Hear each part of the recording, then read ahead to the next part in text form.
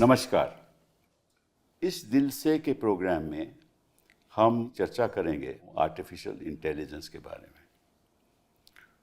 अगर artificial intelligence जो विश्व की सारी जो सिस्टम्स हैं उसमें ऐसा बदलाव लाने वाले हैं कि हमें आज के दिन एटलीस्ट मुझे तो मालूम नहीं कि किस किस्म का बदलाव होगा और उसका नतीजा और उसका प्रभाव हिंदुस्तान में क्या पड़ेगा, क्योंकि लोगों को एआई के बारे में ज़्यादा कुछ मालूम भी नहीं है।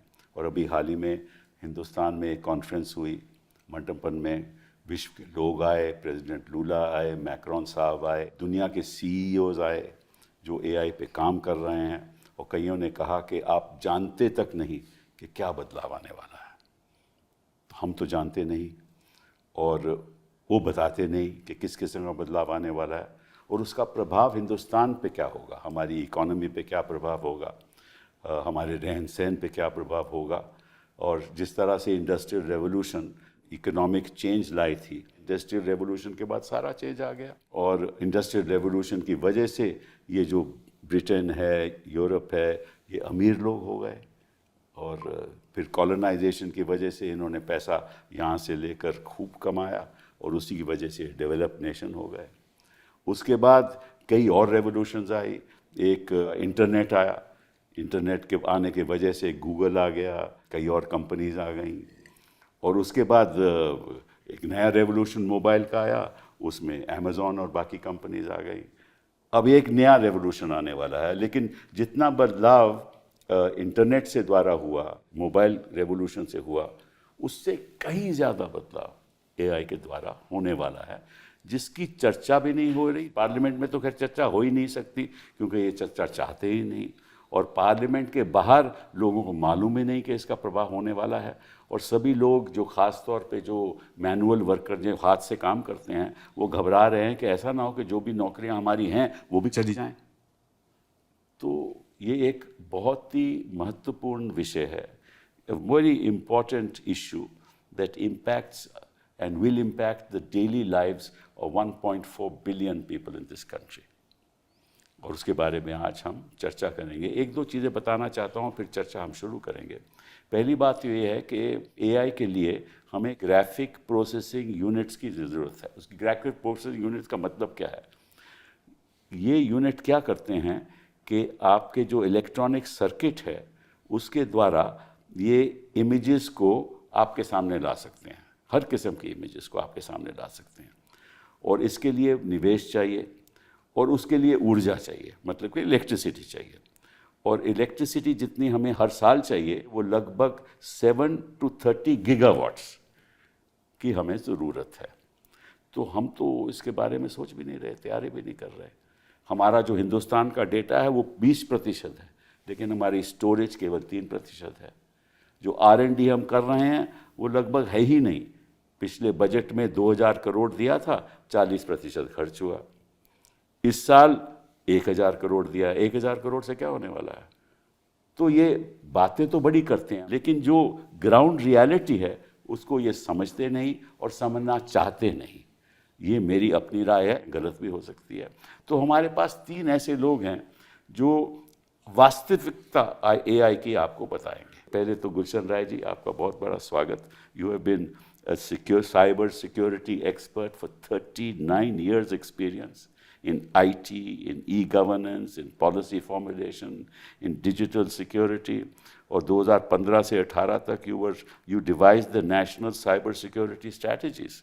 You were the first Indian national cyber security coordinator in this country, and I've known you for so many years now. Then you were director of CERT-IN, which is the Computer Emergency Response Team. This is another unique thing that you did, and you took this forward in a very big way. This is set up by MeitY. I remember, when I was a minister. You strengthened the national incident response capability, established the national watch and alert system. So you have enormous experience in this area. Then you were the executive director of EARNet, which is the India National Knowledge Network. and that also did extremely well. Then you are advisor to many companies. You are advisor to the Bauer Group of Asia. You are a member of the Global Board of Directors of the US-India Business Council. You are on the Global Advisory Board of Digital Threats During Conflict, which is an international body. And you have been engaged, and you've been speaking, actually. You were part of the AI conference here, and you took part in a debate or in a discussion on AI-driven cyber defense, data privacy under the DPDP Act, critical infrastructure, and the protection that we need. So thank you very much for being here. Ashok, thank you very much. You've, of course, been in the Foreign Service, 1978 batch, involved in multilateral diplomacy. You were posted in Belgrade, Washington earlier.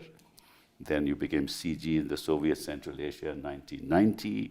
Then you were in Uzbekistan, Tajikistan, and Turkmenistan. 1995 to 98, you were negotiating in the WTO. And then you were CG in Dubai, Deputy Ambassador to Russia, 2001 to 2005, and then, of course, Ambassador to Kazakhstan, and Deputy High Commissioner to the UK, and then, of course, landed up in New York, in the PRI, in the Permanent Mission in New York. And there you were dealing with all these cybersecurity issues. And also you're a prolific writer, I didn't know that. That's an amazing sort of talent that we have in the Foreign Service. Thank you very much for being here. Rajiv बुंडानी जी, मुझे आपके बारे में ज़्यादा मालूम नहीं था, लेकिन जब पता चला तो मैं समझ गया कि हिंदुस्तान में ऐसे भी लोग हैं जो हिंदुस्तान का भविष्य बदल सकते हैं। आप उन लोगों में से हैं। आप एक एंटरप्रेन्योर हैं, बिजनेस लीडर हैं, और बेंगलुरु में आपने 30 साल टेक्नोलॉजी पे काम किया, इनोवेशन पे काम किया, स्टार्टअप लीडरशिप पे काम किया, स्केलिंग ऑर्गेनाइजेशंस पे काम किया, bachelor of engineering, computer science degree with Poona. And then you describe yourself as a Pahadi entrepreneur, musician, yes, ultra runner. You engage in social platforms, and of course, you are into startups and how innovation can be done. And you have unbelievable knowledge about AI, which I want you to share with the people as we discuss this. Gulshan Raj ji, पहले आपसे पूछूंगा मैं सवाल कि ये AI की शुरुआत कब हुई और कहाँ से हुई? AI की हमने फाउंडेशन ले की थी गवर्नमेंट ने समवेयर इन 1992. अच्छा. उस वक्त हमने UN से एक प्रोजेक्ट लिया था call knowledge based computing system थे, और उसमें हमने AI के मॉडल डेवलप करने शुरू किए थे. वो प्रोग्राम हमने फाउंडेशन मॉडल डेवलप किया था. उस टाइम में LLP लार्ज लैंग्वेज मॉडल का तो था नहीं, चालू हुआ, और पूरे वर्ल्ड में इस नाम का कुछ ऐसा लार्ज LLM का नहीं था कुछ भी. वो तो उसके बाद जब गूगल सर्च इंजन आया उसके बाद सोचना चालू किया कि हमें LLM भी चाहिए होगा उसके अलावा. और हमारा फोकस उस प्रोग्राम में ये था कि हम इंडस्ट्रियल एप्लीकेशन लाएं. अच्छा. और हमने एक छोटी सी एप्लीकेशन बनाई भी थी कि बोकारो स्टील प्लांट है, जो स्टील प्लेट्स निकलती हैं, बहुत ही हॉट निकलती हैं, एक्सपोर्ट्स भी होती हैं, उसकी क्वालिटी मेजर करना बड़ा मुश्किल होता है. अच्छा. तो उसमें हमने शीट गर्म निकल के शीट आ रही है और कैमरा लगाया, पीछे पैटर्न रिकॉग्निशन लगाया, और छोटे छोटे होल्स जो होते हैं उसको होल को डिटेक्ट करता है. अच्छा. उससे एक्सपोर्ट रिजेक्ट कर दीजिए और एक्सपोर्ट अलग कर दीजिए, और बाकी जो वेस्ट अलग कर दीजिए, और जो वेस्ट होगा जिसमें क्वालिटी थोड़े होल्स ज़्यादा हैं, शीट्स में जो होल्स आते हैं, उस शीट्स को आप किसी और पर्पस के लिए कर दीजिए या रीमोल्ड कर दीजिए, रिकास्ट कर दीजिए. अच्छा. तो हमने वो एप्लीकेशन बोकारो स्टील प्लांट में लगाई थी. अच्छा. कि ये AI के द्वारा छोटे से मॉडल के द्वारा पैटर्न रिकॉग्निशन करे कि आइडल क्या है और वहाँ क्या आ रहा है, मैच करे और शीट को मार्क करे. अच्छा. ये उस वक्त AI प्रोग्राम 1992 में ये प्रोग्राम चालू हुआ था.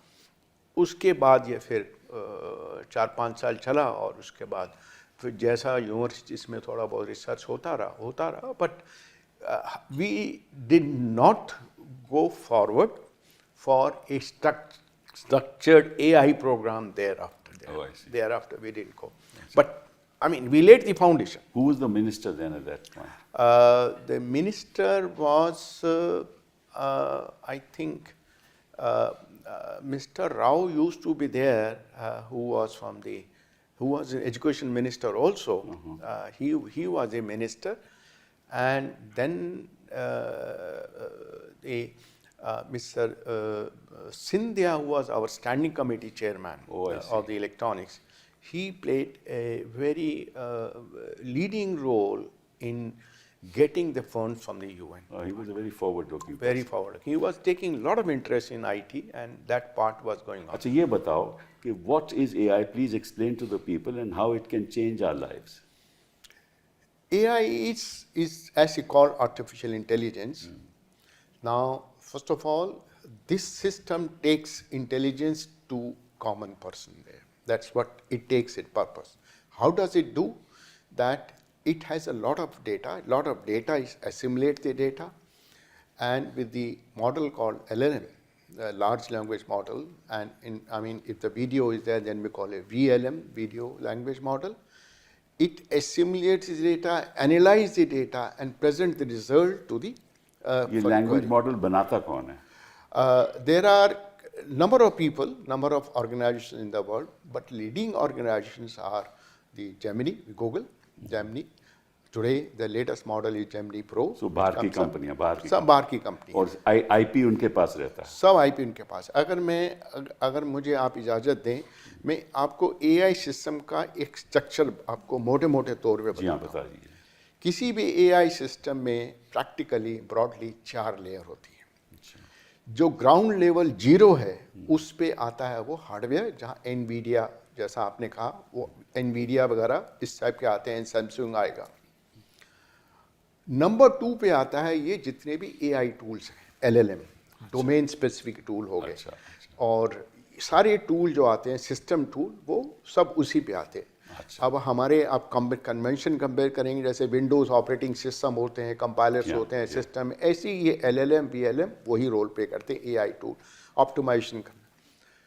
थर्ड लेयर पे आता है डेटा, जो डेटा उस पर थर्ड लेयर पे डेटा आता है, और फोर्थ लेयर पे आता है ब्रॉडली एप्लीकेशन लेयर, एप्लीकेशन. अब इन सब की अपनी अपनी 6 लेयर भी हैं. अब आप देखेंगे कि इस 4 लेयर में ग्राउंड लेयर पे हम कहीं नहीं हैं, वो तो अमेरिका ही है, NVIDIA है या सैमसंग है या और जितने भी इंटेल, हम तीसरे या चौथे लेयर पे हो सकते हैं. हम सिर्फ टॉप लेयर पे हैं. अच्छा, एप्लीकेशन लेयर पे. और हमारा एडवांटेज क्या है? वो डेटा, हमारे पास बहुत ज़्यादा डेटा है. डेटा इस संसार में 3 लोगों के पास ही है, एक इंडिया के पास, एक अमेरिका के पास, क्योंकि वो सब डेटा वहीं ले जाते हैं. संख्या जो सबसे हमारी, हाँ, संख्या है, और चाइना, 3 के पास है.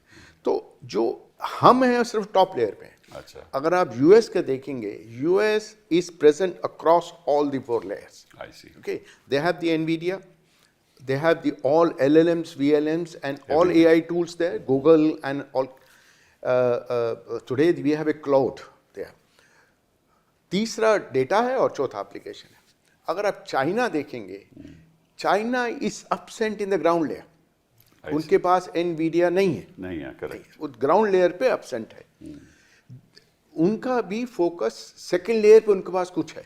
अच्छा, सोफिस्टिकेशन में America is the top in the brought in the ground layer and the first layer system में. वो अमेरिका के, चाइना के पास थोड़ा बहुत है. अच्छा. जैसे डीप सीक उन्होंने चालू किया, डीप सीक को ग्राउंड लेयर्स की प्रॉब्लम हो गई, उनको प्रोग्राम कर नहीं पाए.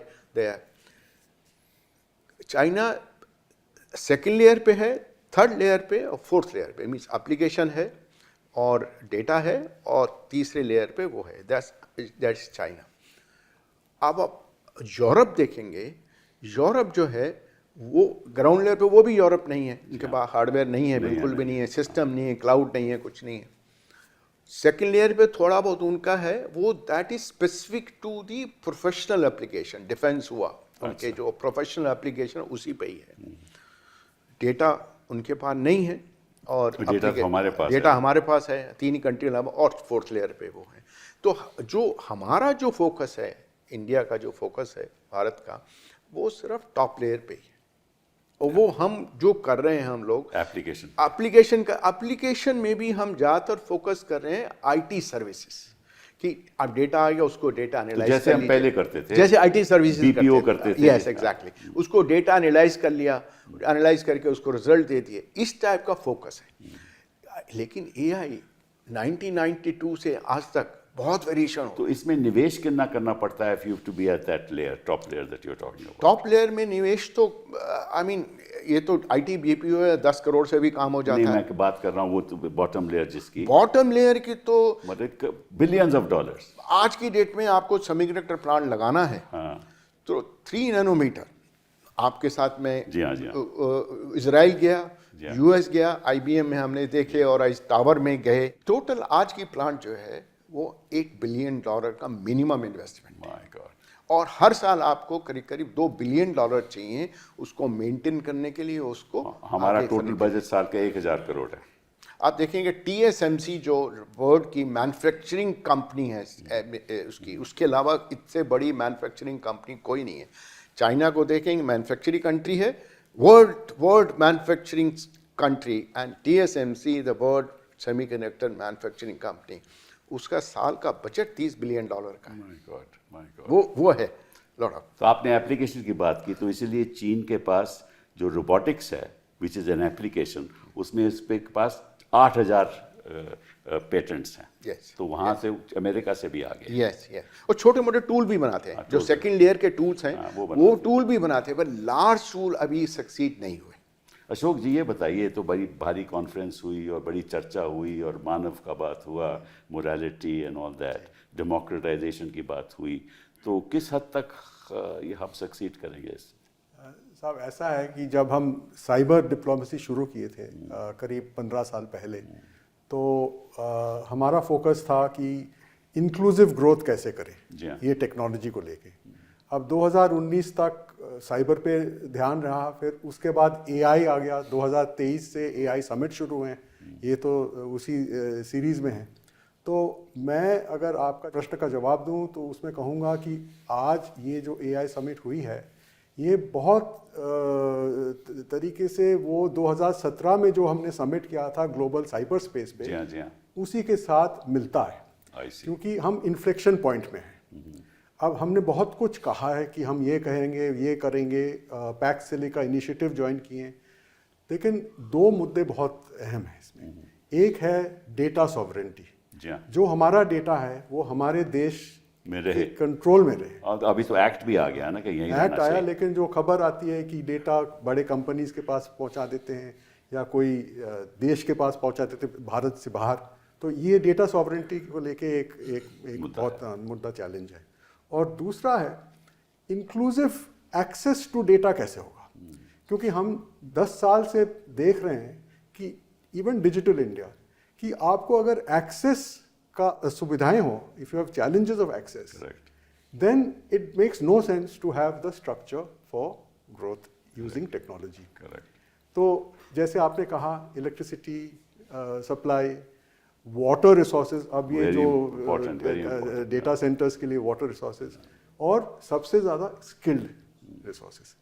और मैं सोचता हूँ कि अगर हम स्किल्ड रिसोर्सेज पे सबसे टॉप प्रायोरिटी दें अभी, then what we have discussed in the New Delhi AI Summit we may be able to achieve, but in the absence of skilled resources ये कागज पे ही रह जाएगा। तो उसके बारे में तो कोई ऐसा निवेश हो ही नहीं रहा।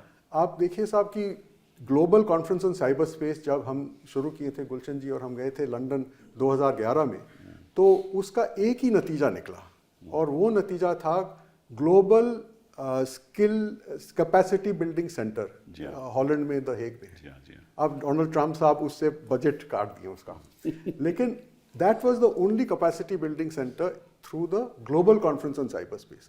अब एआई के लिए the requirements are very specific, they are known, but we do not seem to have the infrastructure to focus on capacity building in skilled resources in this at the moment. But even otherwise, the only area in which we can contribute is application, as Gulshan Raji said. Or is there any other area that I think that is the focus. But in my career, I have been by chance involved with technology and diplomacy.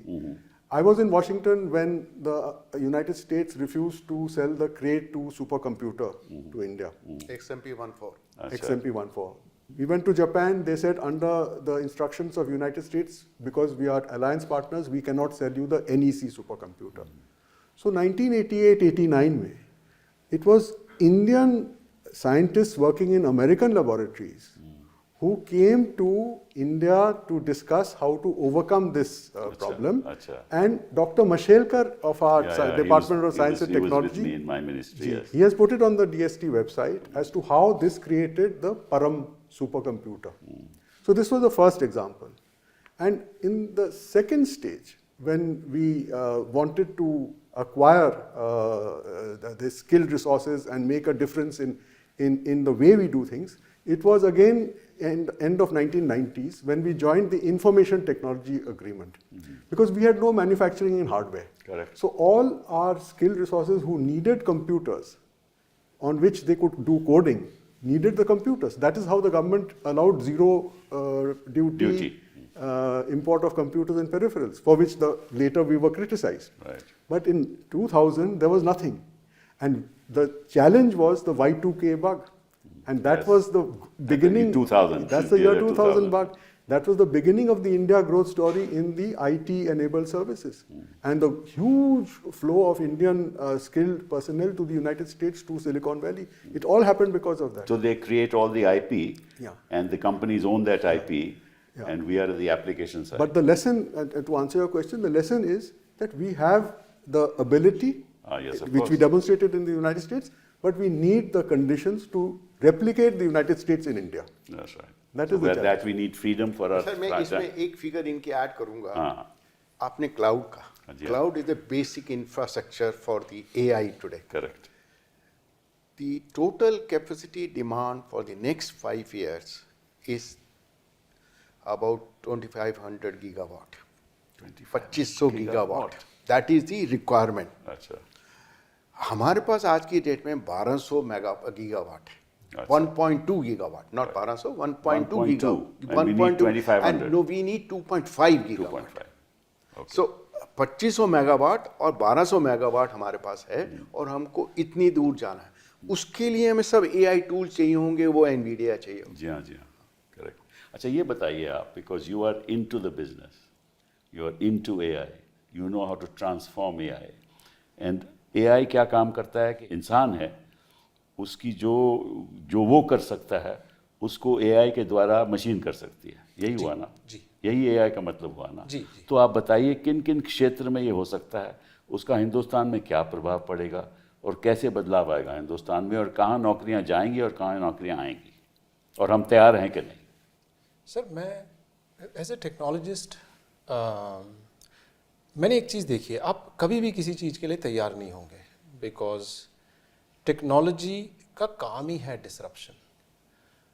But जब disruption होता है तो वो सबके लिए समान होता है. उसमें कोई ये नहीं है कि आप मुझसे बड़े हो तो आपको कम होगा, मैं आपसे छोटा हूँ तो उसमें वो भेदभाव नहीं है. इसीलिए टेक्नोलॉजी में मेरे को ऐसा भी लगता है कि एक डेमोक्रेटाइजेशन है एक्चुअली. ठीक है, तो डॉक्टर साहब ने बात करी लेयर्स की, तो एक मैं एक उदाहरण देना चाहता हूँ.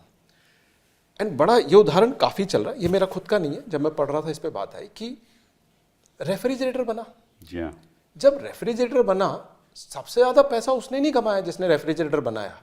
सबसे ज़्यादा पैसा तो कोका कोला ने बनाया, जिसने दवा की बोतलें डाली उसमें और पियो ठंडी.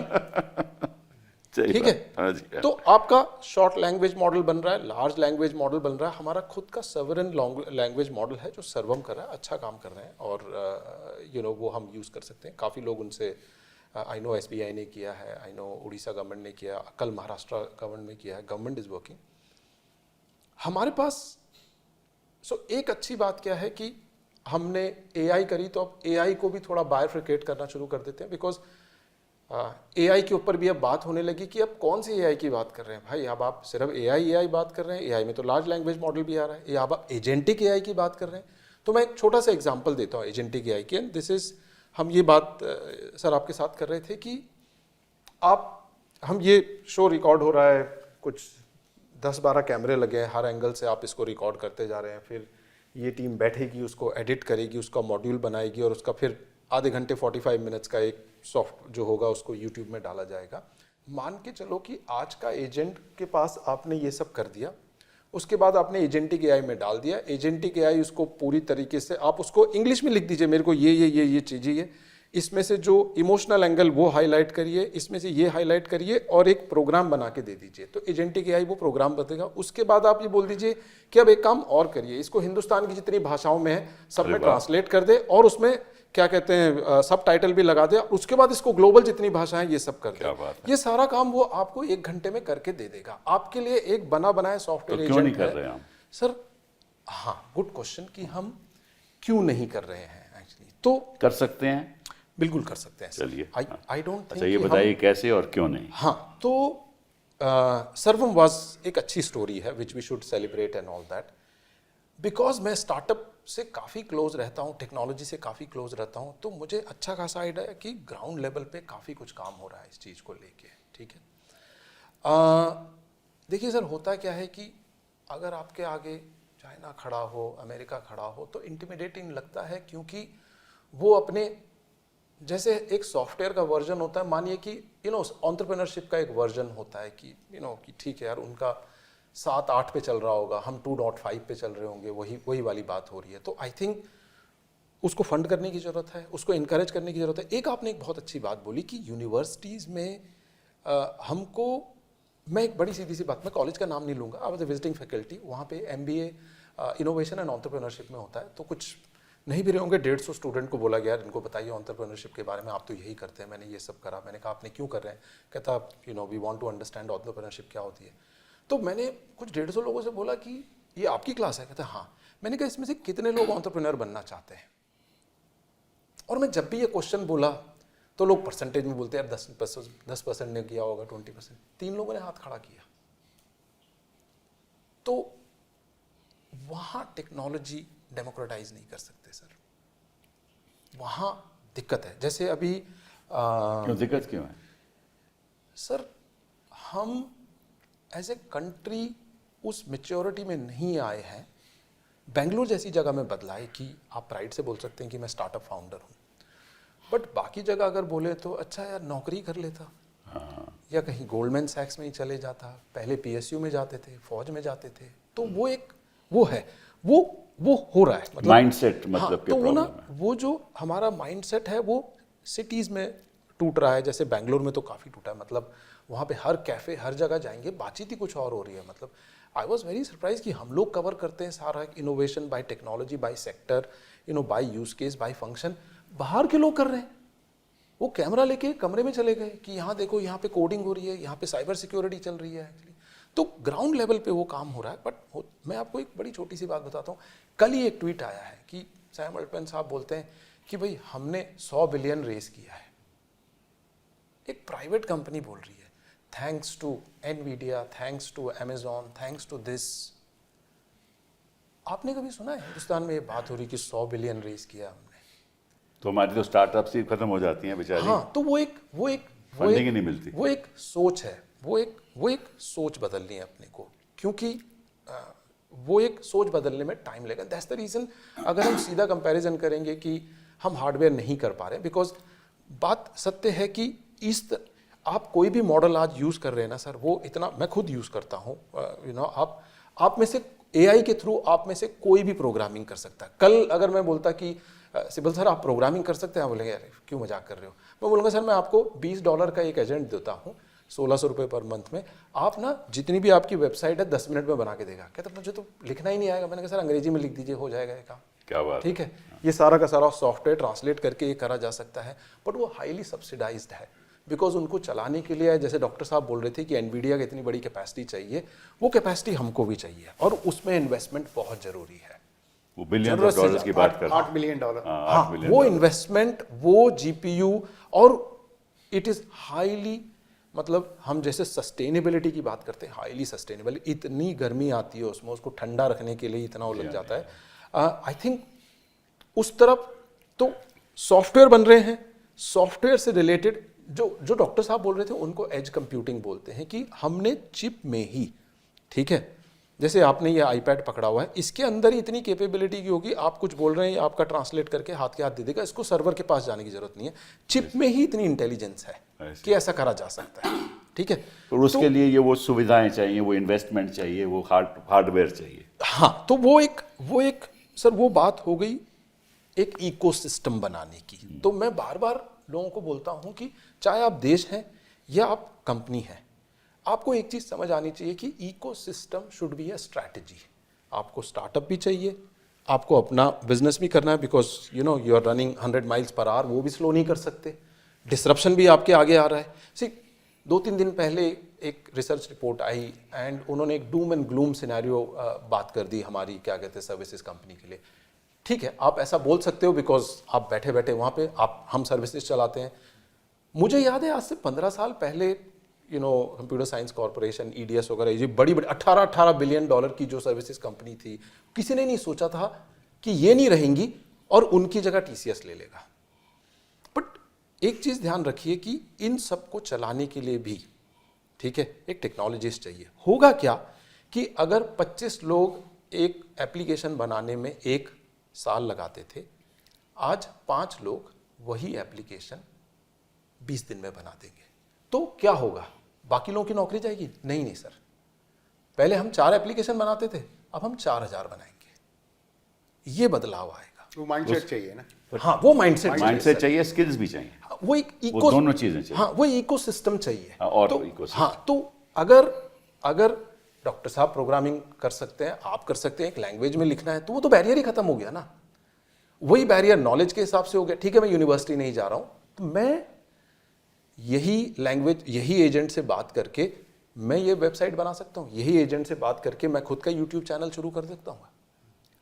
समझ रहे? वो तो स्कूलों में बच्चों को पढ़ाना चाहिए, ये ऐसा हो सकता है। यूनिवर्सिटीज में कोर्सेज होने चाहिए, फिर स्किल डेवलपमेंट के प्रोग्राम ये बात होने आपको चाहिए। अच्छे से पता है। हाँ, तो ये होता ही नहीं है हमारे ये देश इकोसिस्टम में। कैसे यहाँ तो बनाया यूनिवर्सिटी एबीवीपी और दूसरे लड़ाई होती है कि भाई कौन पावर में आए। तो वो एकेडमिक एटमॉस्फेयर। एआई टूल्स तो शुरू से 4th स्टैंडर्ड से 5th स्टैंडर्ड से how to use the AI tool to analyse that, Exactly. वो वहीं से चालू कर, एजुकेशन चालू। जब तक एजुकेशन सिस्टम हम चेंज नहीं करेंगे तब तक कहाँ से होगा ये। हाँ, तो सर ये बड़ी आपने अच्छी बिल्कुल काम की बात बोली है कि अगर हमको इस एरा में compete करना है, ठीक है, देखिए हर 8वां आदमी इस विश्व में हिंदुस्तानी है, आप मानो ना मानो। बिल्कुल। ठीक है ना। बड़ा और हमारी asset है बहुत भारी। हाँ, एवरेज एज पॉपुलेशन जो अभी है 29 साल है। तो हमारे पास डेमोग्राफिक डिविडेंड है, ठीक है, हमारे पास साइज है, ठीक है, और आप जो मर्जी करिए सर, पढ़ो ना पढ़ो, गणित हर एक को समझ आता है। मेरी माँ 5वीं पास है, पढ़ो, अच्छे से हिसाब करती है घर का, ठीक है। तो आप साइंस पढ़ो ना पढ़ो, गणित को हिंदुस्तान में हर एक आदमी समझता है। आई थिंक जो आप बोल रहे हैं ना सर, वो जो एक इकोसिस्टम की बात कर रहे हैं, वो जो इनेबलमेंट की बात कर रहे हैं, हम वो जरूरी है, वो एक रेवोल्यूशन ला सकता है। तभी हम आईपी क्रिएट करेंगे। जी सर, आप सब देखिए सर, आज हम 38% आईटी सर्विसेज इंडिया कंट्रोल करता है। जी हाँ। कैसे हुआ? इंडिपेंडेंट टाइम से हमने इंग्लिश में फोकस किया। जी हाँ। हर फैमिली कहती थी हमें इंग्लिश बच्चों को आनी चाहिए, इंग्लिश स्कूल में डालना, यहाँ डालना। वो इंग्लिश लैंग्वेज थी जो कि हमको ये आज आईटी सर्विसेज को 38% लेके आ गई। So similarly today we need to talk about AI kind of education. I'm not saying they should write a program there, but they should know how to use the tool to analyze the problem. हर बच्चे के पास कोई ना कोई problem होती है, हर class teacher उसको आप AI tool देंगे कोई भी दे और उसको एनालाइज करें, तो एजुकेशन AI की माइंड पे सोचना चालू करें। Therefore, investment in education is fundamental. Is a fundamental. The managing director of IMF has said that AI is hitting the global labor market like a tsunami. उन्होंने कहा, मैं नहीं कह रहा, और ये भी कहा है that it has an overwhelming impact, और 2025 में 55,000 US में layoffs हुए। सही बोला, ये उन्होंने कहा। सही है, बिल्कुल सही है। सही है। Even our major IT companies are under tremendous pressure. ठीक है ना। हाँ, सभी कंपनीज प्रेशर। और एक इमोडी ने मेरे ख्याल बोला, one of the IT professionals who is heading a company said कि $1 billion company can be run by one person. Yes. So ये भी उसने कहा है. That's correct. तो if a $1 billion company can be run by one person and jobs are being laid off, तो इसका तो जो नतीजा होगा ये तो बवाल खड़ा कर देगा. ये रियलिटी है कि नहीं, इसके बारे में ये रियलिटी है सर. जैसे इसने राजीव ने बोला, हमको रीओरिएंटेशन करना पड़ेगा. मैं एक एग्जांपल देता हूँ. आज आप एक आईपैड जिससे आप यूज़ कर रहे हैं, आईपैड में आपका कन्वेंशनल आईटी सिस्टम है जो यूज़ कर रहे हैं. इसके ऊपर आप आज भी आना चालू हो गया. आप जेमिनी करते हैं या चैट जीपीटी लोड करते हैं या और डिफरेंट टूल लोड करते हैं. कैसे फोटोग्राफ एडिट करूं, कैसे फोटोग्राफ फोकस करूं, ये सब एआई टूल्स आप लोड करते हैं. तो ये जो प्रॉब्लम है, ये आज की एजुकेशन, आज के जितने भी नए बच्चे हैं, इंजीनियरिंग हैं, this problem of merging together, securing the entire application together, customizing them together, that we need to cultivate and educate them. Because conventional system तो हमेशा रहेंगे, legacy system रहेगा. उस जैसे Y2 की बात हुई, एमएसएस साहब ने Y2 की बात की, आपने कही, तो Y2 के हम हैंडल कर पाए क्योंकि हमारे पास वो मैन पावर था, and we diverted the man power to handle Y2 K. Correct. Similarly legacy system बहुत ज़्यादा है. सो अगर हम उस लेगेसी सिस्टम के साथ एआई मर्ज करें, एआई तो एम्बेड करें इसके ऊपर, that itself is a huge job for us. Huge job for us. We need to do. किसी भी एम्यूनिशन में होगा एआई का सिस्टम भी लगा होगा, उसके नीचे कन्वेंशनल सिस्टम भी लगा होगा. आप कोई भी ले लीजिए, रफाल ले लीजिए, कोई भी जेट ले लीजिए, F-16 ले लीजिए, F-22 ले लीजिए, F-35 ले लीजिए, सभी में कन्वेंशनल और वो सिस्टम है. उनको कस्टमाइज करना, मर्ज करना, एआई के साथ मर्ज करना, और उसकी आप सिक्योरिटी देखिए. कभी भी कहीं भी प्रॉब्लम आ सकती है मर्जिंग में. मर्जिंग में कन्वेंशनल को उसमें कभी भी इंटरफेस, सारी प्रॉब्लम है इंटरफेस, कॉन्फ़िगरेशन और प्रोटोकॉल. ये 3 प्रॉब्लम है हर चीज़ में. आपको कॉन्फ़िगरेशन मैनेज करना है, आपको प्रोटोकॉल मैनेज करना है, और इंटरफेस मैनेज करना है एक कन्वेंशनल सिस्टम से दूसरे सिस्टम. ये हर सिस्टम में होगा.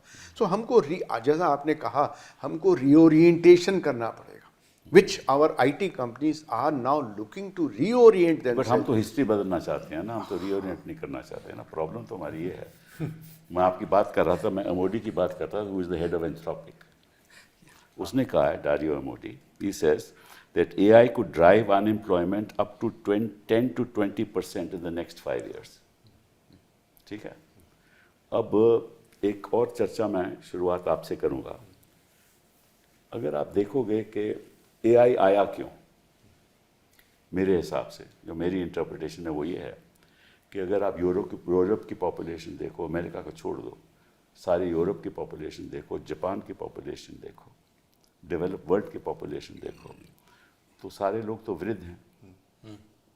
तो कोई बच्चे तो हैं नहीं काम करने के लिए, और they have to be competitive, they have to compete with the rest of the world. How can they be competitive unless they embrace AI? Yeah. That is why you can run a $1 billion company with one person. 1%. Their costs go down, the IP remains with them, right? This is another form of colonization, according to me. पहले इन्होंने internet द्वारा colonise किया, फिर उन्होंने mobile द्वारा colonise किया, अब AI द्वारा हमें कॉलोनाइज करना चाहते हैं. और हमारे पास कोई ऐसा चारा ही नहीं है कि हम कैसे इससे निकलें, क्योंकि हम आईपी क्रिएट कर नहीं सकते, क्योंकि हमारे पास वो इकोसिस्टम नहीं है, और ना हम निवेश करते हैं. तो अगर यही बात है तो हम कॉलोनाइजेशन से कैसे बचेंगे? ये अमेरिकन ने कहा इस एआई समिट में, India must use the American AI. American AI, तो ये तो अनदर फॉर्म ऑफ कॉलोनाइजेशन है. तो हमारे देश में तो ऐसी चर्चा होती ही नहीं. But the response goes back to what he said a little earlier, which is that technology is a disruptor. Yes. तो अगर disruption is the norm, तो हमारे जो education system है उसमें ये सिखाना बहुत ज़रूरी है कि what you are learning today will be disrupted by the time you leave. But you should be able to respond to disruption. Yeah. The Indian mind, because it's more flexible in these matters, is able to respond to disruption by what we today call Atmanirbharta, Yeah. self-reliance. But the capacity to respond and the support to be able to do sustain, that, to be able to sustain do that. That is important. Which is why when we look at technology, अब ये smartphone technology, हर एक के जेब में smartphone है, इसका मतलब हर एक के जेब में कंप्यूटर आ गया. जी हाँ. लेकिन 1997 में जब ये नेगोशिएशन चल रही थी, when spectrum was put up in the negotiation, तो हमारे लोग कहते थे कि हमारा तो कोई इसमें मैंडेट ही नहीं है, ये डिफेंस मिनिस्ट्री का मैंडेट है, तो आप लोग क्यों इसको ले आ रहे हैं? हम तो इस पे खूब चर्चा करते थे. तो फिर जब डॉक्टर साहब को मालूम है, जब वो कागज़ आई तो हमने उसको उस पर we committed that we will not restrict any entry into the Indian mobile telephony market. It was a leap in the dark. We did not know what would happen, but you fast forward to 2026 and you see what has happened. So this is the strength of the Indian system also, that we are able to also anticipate, but we have to be supported and sustained. But we are still a service economy, Ashok ji. You look at the history of our country, इतिहास देखो ना. हाँ, तो We have always been, तभी तो हमारा GDP 54, 55, 56% service sector से आता है. How will we change that? Which is why the question which perhaps he can answer, but I would like to pose, is there was a period, a short period of time, when in the smartphone sector there were Indian companies. Yes. Why did that not evolve into Indian IP owned manufacturing units? Because why are we today? Because the entrepreneurs in India industry, it is easier to make money by serving people than to invest money for creation of wealth for India. That's right. That's the reality. Let's face it. Sir मैं आपको एक दूसरा पहलू भी बताता हूँ जो हमारे एम्बेसडर साहब एक्सपर्ट हैं, इन्होंने चालू किया. आज AI रेगुलेशंस पे पूरे संसार में चर्चा हो रही है. जी हाँ. एक्सपर्ट्स हैं, नेगोशिएट किया या WTO में गए या RMATT में गए. ना आप AI सिस्टम को देखिए, जैसे मैंने 4 लेयर बताई मोटे तौर पे. कोई भी AI सिस्टम होगा वो 4 लेयर से इंटरेक्ट करता है, तभी जाके उसका आउटपुट नहीं हो पाएगा. अगर हम उसकी एथिक्स की बात करते हैं, लॉ और एथिक्स की बात करते हैं, तो मान लीजिए हमारा भारत में जो AI सिस्टम लगा वो एट ए टाइम कई AI सिस्टम से इंटरेक्ट करेगा. सबसे टॉप लेयर भी, मिडिल लेयर भी, नंबर 2 लेयर भी और ग्राउंड लेयर भी, क्योंकि सभी में ऐसे जैसे राजीव ने बताया कि सब काफ़ी कुछ चिप पे हो गया. तो हम उसको हम एथिक्स की बात कैसे कर पाएंगे? क्योंकि हम तो एथिक्स की बात अपनी लेयर की करेंगे, एप्लीकेशन लेयर. जी हाँ, जी हाँ. बाकी लेयर कहाँ है? वो हमारे पास है नहीं. तो वो जो हम एथिक्स पे भी हम नहीं कर पाएंगे जब तक हम पूरा फोकस नहीं करेंगे. तो वो वो कोऑपरेट भी नहीं करेंगे. कोऑपरेट भी नहीं, वो they will lead it. They will lead it. It's going to be, जैसे वो कहते हैं कि डेटा ठीक है आपके यहाँ हम स्टोर करेंगे, लेकिन उसका इस्तेमाल तो हम वहीं करेंगे क्योंकि हमारी सारी मशीनें वहाँ. Exactly. Because any AI system, This is the challenge. This is the AI challenge. system interact different system, and there different systems are located elsewhere. Ambassador साहब ने सॉवरेनिटी की बात की, वो जगह लगा हुआ है. तो आप रेगुलेशन कैसे बनाएंगे? जी हाँ.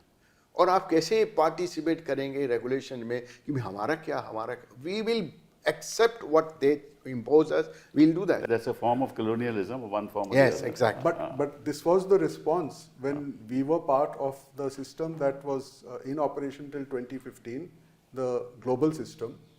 The response was that if we have this pressure on us bilaterally from the IP holder, we can always fall back on the multilateral system. जी हाँ.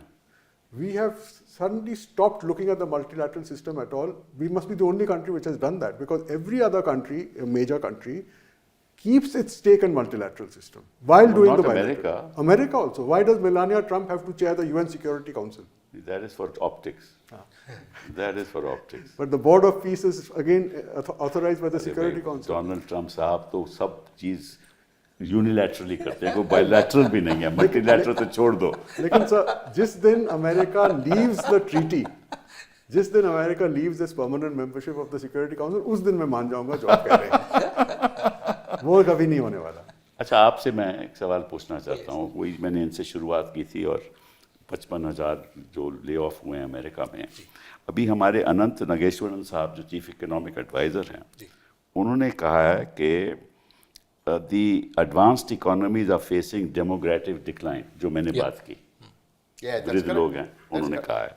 साथ में कहा है बट AI में serve as a supplement for India, AI में serve as a supplement. सो वो मान गए हैं कि we can only serve them. Potential तो है, हाँ, ये तो मान के कि हमारा पोटेंशियल पोटेंशियल है but only in the service sector. Yes. साथ में कहते हैं it is a stress test for our state capacity, rapid uncalibrated deployment of AI may boost output but risks displacing segments of the workforce faster than the economy can absorb them। ये उन्होंने कहा है, मैं आपकी राय चाहता हूँ। Sir मेरे को ना I always felt technology has a great leverage, क्योंकि मैं एक सीधी सी बात बताता हूँ। अब आप हिंदुस्तान के किसी भी कोने में बैठे हो, आपको पढ़ने के लिए कंटेंट चाहिए तो आप एक्सेस कर सकते हो। आपसे आपका कोई जाति धर्म कुछ नहीं पूछेगा, आप पढ़ सकते हो, ठीक है। आजकल और तो मैं वो पूछते भी हैं। तो मेरे को ना टेक्नोलॉजी में वो एक खासियत दिखती है कि मैं ना, जब हम शुरू कर रहे थे तो बातचीत हो रही थी, मैंने कहा सर देखिए, every time something new comes there will be an optimism and then there will be a worry कि यार it will disrupt, and AI poses that question. तो मैंने कहा देखिए सर, 50 साल पहले अगर कोई मुझे बोलता कि ना लिफ्ट चलाने के लिए ऑपरेटर नहीं चाहिए होगा, ठीक है, 15 साल पहले कोई मुझे बोलता कि गाड़ी चलाने के लिए ड्राइवर नहीं होंगे, ठीक है, उसके बाद जब ये ऐप बेस्ड कैब आई तो कुछ ने बोला, सब ने बोला, मतलब इतनी हड़ताल हुई कि हमारा बिजनेस खत्म हो जाएगा, ये कर देंगे, उबर ये कर देगा, ओला ये कर देगा। Sir the amount of driver job that has happened is unbelievable, unbelievable, ठीक है।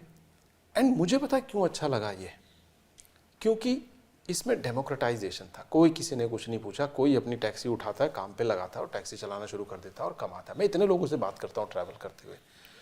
मैं AI को, देखिए सर, हर चीज़ का खतरा होता है। जैसे डॉक्टर साहब बोल रहे हैं कि if you don't put A regulation, आप एक मशीन की बात कर रहे हैं जो सोच सकती है। मैंने सिब्बल सर को बोला, मैंने कहा ये सारा का सारा प्रोग्राम करके आप किसी भी एजेंटिक AI में डालिए, पूरा का पूरा 45 मिनट का प्रोग्राम करके स्क्रिप्शन डाल सकता है। अगर वो अपना दिमाग लगा के बोले कि सिब्बल साहब ठीक नहीं है, एक काम करता हूँ, इसमें सिब्बल साहब जो बोल रहे हैं उसकी जगह सब उल्टा उल्टा लिख देता हूँ, there is no supervise learning, वो खुद सोच रहा है। हमने अभी तक एक एजेंटिक, बिल्कुल कर सकता है सर, हमने AI की बात करी है, एक AGI सबसे बड़ी सोच अभी जो हो रही है, सोवरेनिटी की जो बात हम रेगुलेशन कैसे होगी जो आपने कहा, बहुत बढ़िया क्वेश्चन है। आई थिंक इस क्वेश्चन पे सबसे ज्यादा डिबेट होनी चाहिए। AGI जो आया है which is artificial general intelligence, ठीक है सर। जैसे आप मुझसे बात कर रहे हैं, मैं अपनी जगह हटा के AGI रखूंगा और आपसे वैसी बातचीत करूंगा। और मैं आप एक और बात बताऊं, मैं आपके बारे में इतना कुछ पढ़ लूंगा कि मैं वही बोलूंगा जो आपको अच्छा लगेगा, क्योंकि मेरे पास तो इमोशन है नहीं। वो तो बहुत ही डेंजरस सर, मेरे पास तो इमोशन है नहीं। और मैंने आपके बारे में पढ़ लिया, अब मेरे को मैनिपुलेट करना है। और ऐसा हुआ कि जब भी इनके पास क्वेश्चन पूछने मतलब लगे, आज के दिन जो फिजिकली मैनिपुलेट होता है वो आर्टिफिशियली भी हो सकता है, हो रहा है सर। तो क्या होता है, हो रहा है कभी भी। सो आप इनको बोलिए कि मेरे लिए एक ब्लॉग पोस्ट बना दो, तो आपको पूछेगा do you want aggressive blog post, do you want blog post conversational, do you want emotional, do you want to generate question. Sir मैं तो क्वेश्चन, आप बात ये नहीं है कि आप क्या पूछ रहे हैं, बात ये आप कैसे पूछ रहे हैं। It's not about what you are saying, it's how you are saying. So that means they So control वो regulation the वाली data, जो, our data they control and they can influence in the way that they want। हाँ, यही तो इसका doctor मतलब साहब हुआ जो, ना। आप जेमिनी से पूछिए, कोई आप लीगल प्रॉब्लम डालिए, वो आपसे पूछता मैं आपको नोटिस बना दूं, हाँ, वो कहता है नोटिस बना दूं, मुझे बिल्कुल। आप 4 कंडीशन बता दीजिए, मैं नोटिस बना के आपको ड्राफ्ट दे दूंगा, फिर आप उसको इम्प्रूव तो करते बेचारे रहिए। वकील क्या करेंगे ये बताइए। बहुत अच्छी बात नोटिस पूछी। बन तो हाँ, जाएगा। ये बात हुई। और इसी बात पे मैंने कहा था सर, जब JCB आया तो आपको ऐसा लगा कि हर लेबरर की जॉब चली जाएगी, बिकॉज जो 15 लोग मतलब खुदाई करके मकान बनता था, तो हुआ कुछ नहीं सर। पहले 10 मकान बनते थे, अब 10,000 बन रहे हैं। अच्छा, ठीक है। तो अब होगा क्या, इसी टेक्नोलॉजी से होगा क्या कि आप बोलते थे भाई मेरी हियरिंग है अगले हफ्ते, जरा तैयारी वारी कर, 10 लोग बैठे हुए हैं। अब आप वही काम 2 घंटे पहले बोले, मेरी हियरिंग है, एजेंटिक है, आप ये करो, आप बाहर का डेटा लाना, आप इसका लाना, 3 एजेंट काम कर रहे होंगे उसके ऊपर। 10 लॉयर की जगह 1 लॉयर सुपरवाइज कर रहा होगा, गवर्न कर रहा क्या होगा। होगा बेचारों का? 9 लोग बाकी 10,000 केस की तैयारी कर रहे होंगे। सर जो आपने बात बोली, ये मुश्किल है क्योंकि 10,000 केसेस होते नहीं हैं, ये प्रॉब्लम है। नहीं सर, इसमें देखिए, इससे 10,000 केसेस होते नहीं सर, इसमें यू आर राइट। ये स्केल किसी और सेक्टर में तो हो सकता है, लेकिन ये स्केल ना चार्टर्ड अकाउंटेंट के सेक्टर में हो सकता है, ना लॉयर्स के, ना डॉक्टर्स के। नहीं So, ये सर, प्रॉब्लम। सर क्या है, 2 मिनट दीजिए डॉक्टर साहब। सर क्या है, बात वही आ गई कि 50 साल पहले अगर कोई मुझे बोलता कि मुझे लिफ्ट ऑपरेटर You are चाहिए, right, ठीक you are है, right, और 15 साल पहले, 15-20 साल पहले कोई बोलता कि यार टैक्सी चलाने के लिए अब आदमी नहीं चाहिए होंगे। हमारा आज का सोचना ये ठीक है, और आप तो लॉयर हैं तो मैं उस मामले में तो आपसे बहस नहीं करूंगा, नहीं, बहस की ठीक बात है, नहीं बना। बट मैं टेक्नोलॉजी के मामले में आपसे बोल सकता हूँ सर कि होगा क्या जब स्केल बढ़ता है ना। पहले 10 घर बनते थे, 10,000 घर बनेंगे तो 10,000 घर के झगड़े भी अलग वो हो हो गए। सकता है। देखो होता क्या है ना कि अगर आपके 10,000 ऐसे केसेस हों तो वकील को पैसा भी मिलना चाहिए। हाँ, क्लाइंट पैसे की इतनी उसकी साधन भी उसके पास होना चाहिए ना, को पैसा दे, वो पैसा दे नहीं सकता। तो ये बड़ा मुश्किल काम होता है वकीलों के प्रोफेशन में या डॉक्टर के प्रोफेशन में। बाकी आपने घर बनाने की बात की, वो सही है। और इसीलिए नागेश्वर साहब ने एक और बात कही, उसने कहा every year of delay compounds the pressure and narrows our options. While millions of jobs are created annually, only a small portion of our young workforce is absorbed into productive employment due to gaps in skills and training. हाँ, so ये मेरे very sir वो valid बात आई, statement, very valid Very statement. valid statement. ecosystem उन्होंने वाली कहा बात कि है कि addressing उस पे it काम। requires urgent investment in large scale skilling, strengthening foundational education, scaling high quality training programs and removing regulatory bottlenecks. ये बात उन्होंने इकोनॉमिक सर्वे में कही। उसके बारे में एक भी चर्चा न पार्लियामेंट में हुई, न बजट की कोई एलोकेशन हुई। सर देखिए, डिफेंस इक्विपमेंट हम लीजिए, 66-67% हमारा इक्विपमेंट सारा रशिया से आता है, एक कंट्री से आता है। वो सिस्टम जो बने हुए हैं कन्वेंशनल सिस्टम पे बने हुए हैं। अब तो एआई उसमें लगना है, तो कोई उसके लिए हमें एलएलएम बनाना पड़ेगा अपना। वो तो एलएलएम हम गूगल से ले नहीं सकते या क्लाउड से नहीं ले सकते, अपना ही बनाना पड़ेगा। जितनी भी आपकी डीआरडीओ लैब्स हैं उनको रीओरिएंटेशन करना पड़ेगा। मैं आपको सर बताऊं कि इनका जब डीआरडीओ का रीओरिएंटेशन हो रहा था तो मुझे चीफ ने उनसे कहा कि आप एक कमेटी के हेड बन जाइए। मैंने कहा मैं बन जाऊंगा, मैं नाम नहीं लेना चाहता, बेंगलोर में थी। पर देखिए आप लोग इनको पहले $2 मिलियन दे दीजिए, 10 करोड़ दे दीजिए, 10 करोड़ 15 करोड़ दे दीजिए। उनसे कहिए कि एक साल में आप come back with me a idea how you will do, where you will apply that. तो एक साल आप उनको दे दीजिए, जो करें आप 10-15 करोड़ दे दीजिए, और एक साल के बाद ये आइडिया लेके आएंगे आपको। How the Huawei was created, they put $600 million at the Huawei R&D center in Gunjau. They say we'll give you 1 year. I was there. They give you 1 year, you come back with the next generation communication. And look, the 5G, they were the first one to come back with the 5G system. And आपको मालूम है इसकी geopolitics कितनी हुई। तो हम लोग को थोड़ा सा बहुत ओरिएंटेशन करना पड़ेगा। जैसे 66% जो हमारी इन्वेस्टमेंट है डिफेंस में, प्रोफेशनल में, आपका एयरपोर्ट सिस्टम्स है, उस सब में तो एआई आएगा, एक लेयर एआई की इस पे आएगी। तो हमको उस पे ट्रेन करना पड़ेगा, उस पे रीओरिएंटेशन बनाना पड़ेगा। और सबसे बड़ी बात है सिक्योरिटी। जैसे एआई सिस्टम होगा वो कई लेयर से इंटरेक्ट करता है, अगर उसकी सिक्योरिटी नहीं होगी तो क्या होगा। सर तीसरी बात, सबसे इंपॉर्टेंट जो बात है हमें एआई करने के लिए, we are the country who has the, India and China and America are the 3 countries who has the hold the monopoly on data. हमारे साथ क्या प्रॉब्लम है, आप बैंक में जाइए, इंश्योरेंस कंपनी में जाइए, डेटा एंटर नहीं होता। केवाईसी सरकार इतना जोर लगा रही है केवाईसी पे, मनी लॉन्ड्रिंग जो है बहुत ज़्यादा प्रॉब्लम है। केवाईसी नहीं है अकाउंट्स की, सिम्स की केवाईसी नहीं है, आप तो कम्युनिकेशन मिनिस्टर थे सर। तो डेटा हमारा क्लीन नहीं है। तो हम कोई भी मॉडल करने के लिए हमें डेटा क्लीन करना पड़ेगा। और मैंने ये एक बैंक में, मैं बोर्ड में उनसे मैंने कहा कि देखिए आपका डेटा जो है, इतने कस्टमर हैं आपके पास, जितने भी यंग बच्चे हैं जो 12वीं में निकले या फर्स्ट ईयर सेकेंड में निकले, उनको आप गर्मियों की छुट्टी में आप वेकेशंस में ले आइए, give them some internship, they should clean up your data, they throw your data. I must use today AI tool to throw me what is the deficiency gaps in data. Yes. हमको उस area में orientation करना पड़ेगा, जी जी हाँ, massive करना पड़ेगा। बिल्कुल सही। हाँ, हम AI टूल तो हमें मिल जाएगा, राजीव दे देंगे, हम ऐसा दे देंगे, पर उसको यूज करना, क्लीन करना, that only will help us to implement AI, otherwise तो गार्बेज इन गार्बेज आउट साहब। यही सही बात। But I mean you talked about the defence sector, उसमें मेरी थोड़ी दिलचस्पी है।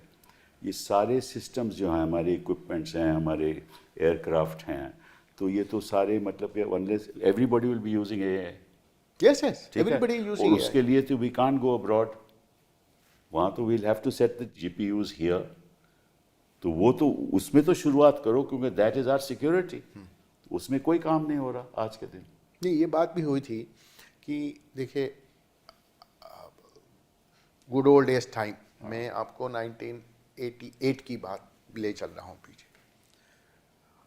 सरकार ने उस वक़्त VLSI डिज़ाइन पे बहुत फोकस किया था, हर जगह VLSI डिज़ाइन सेंटर बनाए थे। उसका नतीजा क्या है, आज हर सेमीकंडक्टर कंपनी जो वर्ल्ड की है, including Nvidia, they have the design centre in Yeah. India. So हम लोग अपना एक GPU का डिज़ाइन बना सकते हैं। हमारे पास प्रॉब्लम है कि हम $8 बिलियन नहीं लगा सकते हैं और हमारी कैपेसिटी भी नहीं है। TSMC कहता है कि मैं लगा दूं, आपकी डिमांड क्या है, मेरे और भी प्लांट हैं, एक्सपोर्ट है, आपका कंजम्पशन है, आपका लगेगा नहीं। तो मैं अपना एक डिज़ाइन बनाऊं जिसमें सिक्योरिटी भी करूं, अपनी फंक्शंस भी करूं, और उसको ले जाके मैं TSMC से फैब्रिकेट करा लूं। जी हाँ, बिल्कुल हो सकता ये भी हो सकता है, ये भी हो सकता है, ये भी हो सकता है। जी हाँ, जी हाँ। तो आई थिंक मुझे लगता है कि आज हमें AI से घबराना नहीं चाहिए, वो तो रियलिटी है, आ गई, हाँ, हम उसके बिना देश भी नहीं चल सकता। नहीं चल सकता, नहीं चल सकता, हम इंटरेक्ट नहीं कर सकते। बिल्कुल, बिल्कुल। तो हम उसको लेने के, उसको एक्सेप्ट करें और आगे उसको एक सोच लगाएं कि हमें किस डायरेक्शन में काम करना है, उसको कैपेसिटी करनी है। जैसे मैंने कहा, बोकारो में हम 1992-93 की बात करते हैं, आज भी प्रॉब्लम है। शीट जब उस वहाँ से निकल के आ रही है फर्नेस से, उसको कोई सिस्टम नहीं, सेंसर काम करेगा, वहाँ टेम्परेचर बहुत ज़्यादा होता है। लेकिन एक कैमरा टुडे आपकी डेट में बहुत अच्छे कैमरे हैं आपके पास, रेजोल्यूशन बहुत अच्छा है, मैग्निफिकेशन बहुत अच्छा है, वो देख ले कितना डिफेक्ट है, you can remove the defects in a very very precise manner. Smaller defect, that is AI, again AI, matching AI, go back to AI, you can do AI that. will be used in every human activity Yes. in India. Yes. Right? Yeah. So therefore, Ashok ji, in the ultimate analysis, at least मेरा ये ख्याल है कि our national focus in the next 5 years should completely change. Let us move away from the economy and the nature of the economy stands today and prepare for a enormous shift to another era of technology. And all our focus, national focus, should be on that. ये हमारा budgetary focus होना चाहिए. What do you say? I think that's true. From the old world conventional sector, we have seen it happen in textiles, where we moved away from our textile manufacturing methods to using technology for textiles. So I would say that the allocation that we need should be in parallel with what we have, so that we seamlessly transition our population from what they are doing today to using AI with the skills they will pick up with this additional allocation that will be given. But one thing is very important in this whole enterprise, which is that, as has been said, we are minor players in the big game. So we have understandings, agreements, etc. We have to also find a way not to be so dependent that one day, in the internet age, they used to have a phrase called kill switch. One day, somebody who's your partner suddenly decides, because he doesn't like you, to shut down your entire system with a technology kill switch. Which can happen. That happened to Microsoft and Naira. ये आपने सही कहा, लेकिन मैं आपने layers की बात की ना AI में, तो I think we have to have layers in the context of our planning. जी Start with the schools, move to the institutions, set up technology centers. Then next layer, whoever are semi-skilled, skill them, right? Then the next layer is wherever there is industry, textiles or any other industry, seamlessly move from that to AI, right? And then have a policy framework, which that becomes our national focus. Sir पूरी These are the pedagogy layers. change, सारी पूरी pedagogy change करनी पड़ेगी हाँ, आपको। बिल्कुल। Infrastructure नहीं IITs के पास। मैं अभी IITs में 21 मार्च को जाऊंगा, IIT कान बोलूंगा कि आपका इम्पैक्ट क्या होगा एजुकेशन के ऊपर। बहुत डिफरेंट होगा। मेरा इंफ्रास्ट्रक्चर चेंज होगा, मेरी पैडागोगी चेंज होगी, मेरा प्रोफेसर जो है उसको ओरिएंटेशन डिफरेंट होगा, मेरी सारी ओरिएंटेशन इंडस्ट्री की तरफ होगी। पूरा it will be A total. That's what I'm saying. We need a absolutely monumental shift. Unemployment कहाँ से रहेगी? Ah, exactly. I mean, if you structure it out, use Then it. it will be fine. You will create more employment. more. And I'm so If you lose 50% jobs, you will create 50% jobs. And I'm so happy we are ending at a positive note because हर एक दुविधा में ना, हर एक destruction में एक opportunity होती है और हम अच्छे से बात कर रहे हैं कि how do we turn this into an opportunity where 1.4 billion people are there and how do we ensure कि जो काम हमको करने में सालों लग सकते थे with technology we can do it in months and we harness it to our advantage instead of thinking कि हम इससे डिसरप्ट हो जाएंगे। Yeah. ठीक है ना? तो आपने जो इकोसिस्टम की बात करी, जो आपने बोला इंफ्रास्ट्रक्चर बदलिए, भाई वही यूनिवर्सिटी नाउ चर्न्स आउट, हम अपना खुद का LLM बनाते हैं, हम खुद का क्या कहते हैं प्रोग्राम चेंज हो जाएगा, पूरा प्रोग्राम बदल जाएगा, कंटेंट चेंज होगा। बिल्कुल कंटेंट जी। Change and I think that positivity इसलिए मेरे को अच्छी लग रही है बिकॉज सर कैपेबिलिटी की कमी नहीं है, बिल्कुल। कैपेसिटी की कमी नहीं है, अरे भाई हमारे लोग तो सब CEO हैं हर कैपेसिटी की कमी नहीं है, लोग आगे बोलते हैं। आप उठाइए ग्लोबली टॉप 100 कोई सी भी IT companies and all that, सब यहीं से पढ़ के गए। बिल्कुल हम नहीं करेंगे तो कौन करेगा? करेक्ट। तो इसका मतलब हुआ कि डिसरप्ट करने के लिए आपको सड़कों के नाम चेंज करने की जरूरत नहीं है। नहीं मैं वाकई में बता रहा हूँ, नाम चेंज करने की जरूरत नहीं है, इतिहास को चेंज करने की जरूरत नहीं है। ऐसी हमें डिस्ट्रप्शन नहीं चाहिए, हमें वो डिस्ट्रप्शन चाहिए जहाँ से हिंदुस्तान आगे बढ़े, एम्प्लॉयमेंट आए, हमारी we create a wealth for common wealth for the common person.